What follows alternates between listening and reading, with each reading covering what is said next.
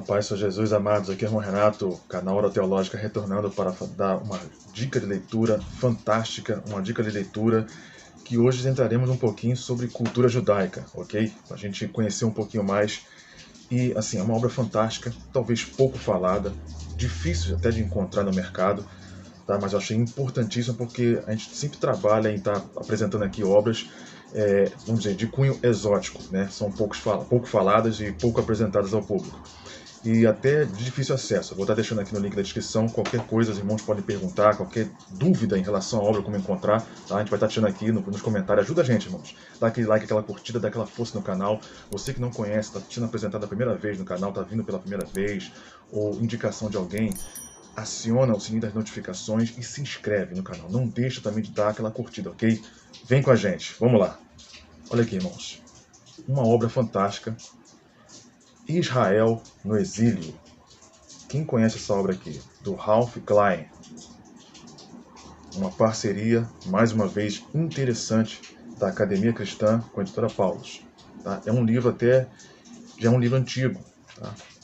Estava folheando ele aqui. Deixa eu ver, apresentar para vocês aqui o sumário. Vou falar só um tópico, só porque o sumário dele é extenso demais. Vou gastar bastante tempo com vocês aqui um pouquinho. 259 páginas. Olha o que tem nesse sumário aqui, que coisa interessante. Ele começa aqui, o prefácio, introdução, o desastre aproveitado ao máximo. Né? O exílio de Israel como catalisador. Aí vem, capítulo 1, Javé, rei e inimigo, reação ao exílio, lamentações e outros salmos exílicos. Aí vem as lamentações dos salmos, né? Que foram escritos dentro da Babilônia. Capítulo 2, coisas secretas e coisas reveladas. Reações ao exílio da história deuteronomística. Aí vem o capítulo 3, o sim ao exílio e o não, que vem depois dos subtópicos. Javé, fiel e livre, capítulo 4. Capítulo 5, Javé, disposto e capaz. Capítulo 6, quando a memória é esperança, e vem a conclusão. Índice de passagens bíblicas. Deixei duas partes aqui interessantes para comentar com vocês. Eu separei aqui a página 137. Aqui ele está dizendo aqui o subtópico. Por que é necessário que venha o fim?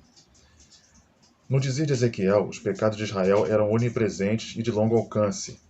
O leitor se cansa da interminável repetição de palavras como abominações, coisas detestáveis, ídolos, prostituições. Entretanto, precisamos analisar algumas das acusações fundamentais que Ezequiel levantou contra seus contemporâneos, para podermos entender a seriedade do exílio e do pensamento do profeta. Por exemplo, a parte A, em Ezequiel 6. Aqui as montanhas de Israel são castigadas por causa dos seus lugares altos, altares comuns, altares de incenso, ídolos e santuários em cada colina e sob cada árvore verde e carvalho frondoso. O vocabulário lembra o da reforma deuteronômica. Parece que aquela reforma perdera sua eficácia após a morte de Josias e que sob Joaquim voltaram muitas das antigas práticas sincretísticas. A parte B, em Ezequiel 8. Numa grande visão, Ezequiel visitou o templo de Jerusalém e observou 4 das suas abominações, muito particulares, permanecem obscuras, mas para ele ter visto um altar fora do templo, que significa violação explícita da lei, centralização de Deuteronômio, que ameaçava expulsar Javé para longe do seu santuário. Forte, irmãos. Isso está em Ezequiel 8, 3, do 5 ao 6. 2. Rito secreto dentro do recinto escuro, talvez representando o culto aos mortos, associado com Osíris. Mulheres chorando pela divindade sumero-babilônica da vegetação Tamuz ou do Muzi. 4. 25 homens adorando o sol bem na porta do templo. Ou seja, nós também sabemos que o profeta Ezequiel foi um dos profetas que foram levados cativo para o exílio, né, da Babilônia. Ele, Daniel, né, estavam ali dentro da Babilônia no caso que era consequência dos pecados de Israel. Nós sabemos bem que Daniel tem uma diferença, né? Enquanto Ezequiel ficou às margens do rio, Daniel estava no palácio. Enquanto Jeremias teve aquela questão de ser deixado, né, em Jerusalém, como a questão do próprio rei, na época, que não exilou Jeremias com o restante dos judeus. E aqui, Ezequiel, nas suas visões, ele vai listando né, a questões de alguns motivos peculiares que fizeram com que Israel fosse preso na Babilônia. Ou seja, trazendo para os dias de hoje, mano, olha só como é que é muito forte isso.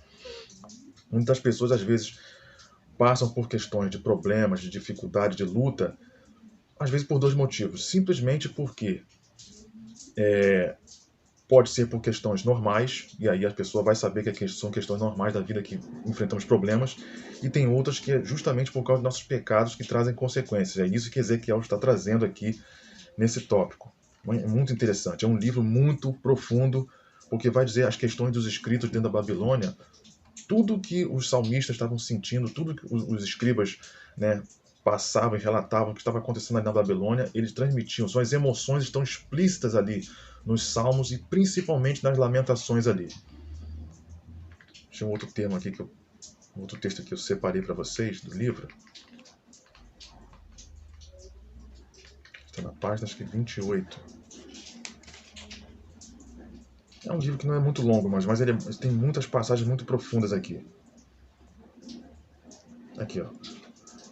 Expressões de horror e tristeza. O autor das Lamentações estava evidentemente familiarizado com os terríveis eventos do cerco, fim de Jerusalém e com a miséria da vida do país depois de 587. Articulou seu sofrimento através das numerosas fases de devastação.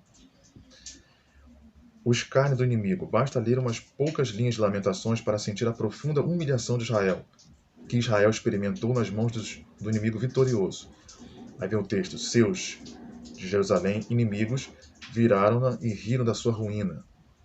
Capítulo 1:7. Javé vê minha miséria e a insolência do seu inimigo. 1:9. Todos os seus inimigos souberam da minha desgraça. Eles se alegraram pelo fato de que tu mesmo, Javé, a executaste. Nações inimigas a quem era negado entrar no santuário pela lei israelita agora penetraram no templo, não para adorar, mas para saquear. As nações inimigas assobiaram, manearam a cabeça, riram-se do louvor de Sião. Muito forte, né, irmão? Então, assim, o autor de Lamentações aqui está dizendo o seguinte, e eu vou fazer um paralelo com os nossos dias de hoje.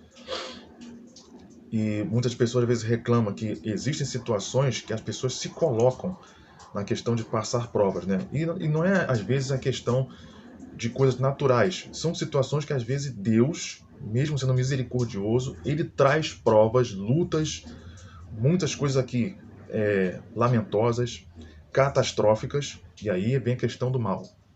Não é que Deus, né, assim, alguns creem, mas eu não creio dessa forma, que Deus traga o mal moral, incite o homem a pecar, né? A questão do mal, que no caso está dizendo até em Isaías, 45:7, né, eu crio o mal, eu faço a paz, eu crio o mal e tudo mais, é desse mal aqui que justamente nas entrelinhas originais está dizendo que a catástrofe aqui, Deus mesmo, ele trouxe. Esse é o mal, mas o quê? Para transformar em bem, para curar o povo. Que justamente é por causa do mal do povo, o mal moral, o pecado, que essa consequência trouxe para que Israel fosse aprisionado na Babilônia. E aí Deus traz esse mal, catástrofe, o exílio, para curar Israel dentro da Babilônia. Irmãos, um livro profundo, belíssimo, tá? Para quem quer se aprofundar aqui na teologia, se aprofundar realmente na questão dos escritos, dos sentimentos dos salmistas, dos escribas dentro da Babilônia, do exílio, o que eles sentiram e o que eles transmitiram em seus escritos. Aqui, ó. Que dica belíssima para vocês, irmãos. Vale a pena, tá bom? Fica aí a dica para vocês aí, Israel no exílio. Obrigado por ter ficado com a gente até agora. Deus abençoe. Até o próximo vídeo.